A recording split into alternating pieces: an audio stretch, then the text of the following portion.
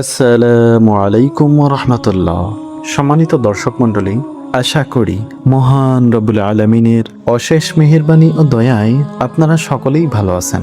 প্রিয় দর্শক, ইসলামের ইতিহাসে এমন কিছু ঘটনা রয়েছে যেগুলো কেবল ইতিহাস নয়, বরং ঈমান, ত্যাগ, ধৈর্য ও সত্যের পথে অবিচল থাকার জীবন্ত শিক্ষা। তেমনি একটি ঘটনা হলো কারবালার ঘটনা।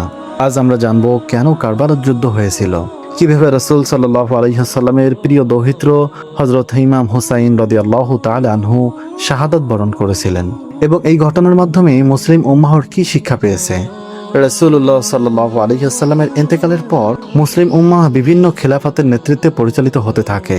দীর্ঘ সময় পর হযরত মুয়াবিয়া রাদিয়াল্লাহু তাআলা আনহুর মৃত্যুর পর তার পুত্র ইয়াজিদ ক্ষমতায় আসেন।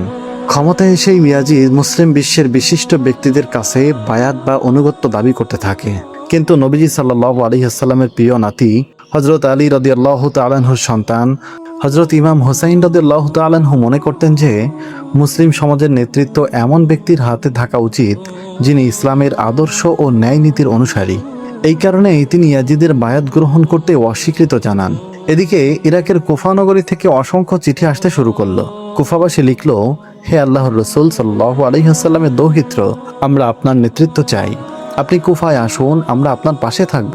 পরিস্থিতি যাচাই করার জন্য ইমাম হুসাইন রাদিয়াল্লাহু তাআলা আনহু তার বিশ্বস্ত আত্মীয় মুসলিম ইবনে আকিল রাদিয়াল্লাহু তাআলা আনহুকে কুফায় পাঠালেন। প্রথমে হাজার হাজার মানুষ মুসলিম ইবনে আকিলের হাতে বায়াত গ্রহণ করল, কিন্তু যখন ইয়াজিদের গভর্নর কঠোর ব্যবস্থা গ্রহণ করল, তখন ভয় পেয়ে অধিকাংশ মানুষ সরে গেল। শেষ পর্যন্ত মুসলিম ইবনে আকিল রাদিয়াল্লাহু তাআলা আনহু একা হয়ে যান এবং তাকে নির্মমভাবে শহীদ করা হয়। এদিকে ইমাম হুসাইন রাদিয়াল্লাহু তাআলা আনহু তখন পরিবারের সদস্য সঙ্গীদের নিয়ে কুফার দিকে অগ্রসর হচ্ছিলেন। পথে তিনি তার প্রিয় আত্মীয় মুসলিম ইবনে আকিলের শাহাদতের সংবাদ পেলেন। এই সংবাদ শুনে তিনি গভীরভাবে মর্মাহত হন, কিন্তু সত্যের পথ থেকে সরে আসেননি। 61 হিজরির মহররম মাসে তিনি কারবালা নামক প্রান্তে পৌঁছান। সঙ্গে ছিলেন তার পরিবার, সন্তানাদি এবং অসংখ্য বিশ্বস্ত সাথী। অন্যদিকে ইয়াজিদের বিশাল বাহিনী কারবালার ময়দান ঘিরে ফেলে। দিন যত গড়াতে লাগলো, পরিস্থিতি ততটাই কঠিন হতে লাগলো। ফোরাত নদী থেকে পানি সংগ্রহের পথ বন্ধ করে দেওয়া হলো। প্রচণ্ড গরমের মধ্যে নারী, শিশু এবং বৃদ্ধরা তৃষ্ণায় কষ্ট পেতে লাগলেন। ছোট ছোট শিশুরা পানির জন্য কাঁদছিল। মায়েরা তাদের সান্ত্বনা দেওয়ার চেষ্টা করছিলেন, কিন্তু কারবালার বালুময় প্রান্তরে তখন পানির একটা ফুটাও পাওয়া যাচ্ছিল না। এমন কঠিন অবস্থার মধ্যেও ইমাম হুসাইন রাদিয়াল্লাহু তাআলা আনহু আল্লাহর উপর ভরসা হারাননি। তিনি তার সাথীদের সাহস জুগিয়েছেন এবং আল্লাহর স্মরণে ব্যস্ত থেকেছেন। 9 মুহররমের রাতে তিনি তার সকল সঙ্গীকে একত্রিত করলেন। তিনি বললেন, প্রিয় সাথীগণ, শত্রুদের লক্ষ্য উদ্দেশ্য হচ্ছে আমি। তোমরা চাইলে রাতের অন্ধকারে চলে যেতে পারো, আমি তোমাদের উপর কোনো অভিযোগ করব না। কিন্তু তার সাহসী সঙ্গীরা বললেন, হে ইমাম, আমরা কিভাবে আপনাকে ছেড়ে চলে যাব বলুন? জীবন থাকলে আপনার সঙ্গে থাকব, আর মৃত্যু এলে আপনার সঙ্গেই মৃত্যুবরণ করব। সেই রাতটি ছিল কারবালার সবচেয়ে আবেগঘন রাতগুলোর মধ্যে একটি রাত। একদিকে মৃত্যুর সামনে দাঁড়িয়েছিল, অন্যদিকে আল্লাহর প্রতি অটুট বিশ্বাস তাদের হৃদয়ে দৃঢ় করে রেখেছিল। অবশেষে 10 মুহররম আশুরার সকাল উপস্থিত হলো। যুদ্ধ শুরু হলো। এক এক করে ইমাম হুসাইন রাদিয়াল্লাহু তাআলা আনহু সাহসী সঙ্গীরা শাহাদত বরণ করতে লাগলেন। তাদের সংখ্যা ছিল অল্প, কিন্তু ঈমান ছিল পাহাড় সমান দৃঢ়। কেউ জীবন বাঁচানোর জন্য যুদ্ধ করেননি, তারা যুদ্ধ করেছিলেন সত্য ও ন্যায়ের পক্ষে দাঁড়ানোর জন্য।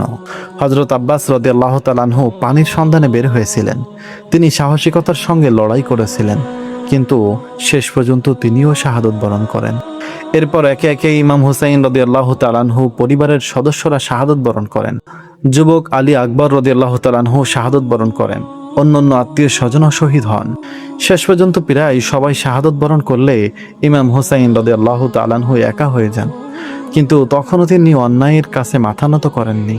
তিনি জানতেন মৃত্যু অবশ্যই আসবে, তবুও সত্যের অবস্থান থেকে এক চুলও সরে আসেননি। অবশেষে আশুরার দিন তিনি শাহাদত বরণ করেন। রাসূল সাল্লাল্লাহু আলাইহি ওয়াসাল্লামের প্রিয় দৌহিত্র, জান্নাতি যুবকদের নেতা, ইসলামের ইতিহাসের অন্যতম শ্রেষ্ঠ ব্যক্তিত্ব হযরত ইমাম হুসাইন রাদিয়াল্লাহু তাআলা আনহু এভাবেই কারবালার ময়দানে শাহাদতের অমর মর্যাদা লাভ করেন।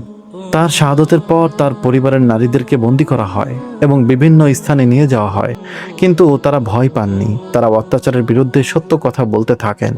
কারবালার ঘটনা দ্রুত মুসলিম বিশ্বে ছড়িয়ে পড়ে। মানুষ বুঝতে শুরু করে যে ক্ষমতা ও শক্তির জোরে সবকিছু দখল করা গেলেও মানুষের হৃদয় জয় করা যায় না, কারণ সত্যকে কখনো হত্যা করা যায় না। কারবালার ঘটনা আমাদের শেখায় সংখ্যা বড় কথা নয়, সত্যের উপর থাকাটাই বড় কথা।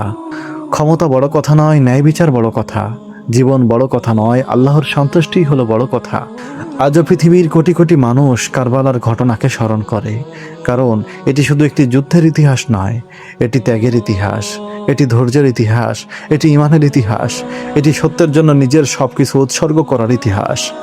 প্রিয় দর্শক, কারবালার শিক্ষা আমাদের জীবনের প্রতিটি ক্ষেত্রে কাজে লাগানো উচিত। অন্যায়কে অন্যায় বলা, সত্যকে সত্য বলা এবং আল্লাহর সন্তুষ্টির জন্য দৃঢ় থাকা, এটাই কারবালার মূল শিক্ষা। আল্লাহ তাআলা হযরত ইমাম হুসাইন রাদিয়াল্লাহু তাআলা আনহু ও তার পরিবারবর্গ এবং কারবালার সকল শহীদদের প্রতি অসীম রহমত নাজিল করুন। আমিন ইয়া রাব্বাল আলামিন। ভিডিওটি ভালো লাগলে কমেন্ট এবং শেয়ার করতে ভুলবেন না। আসসালামু আলাইকুম ওয়া রাহমাতুল্লাহি ওয়া বারাকাতুহু।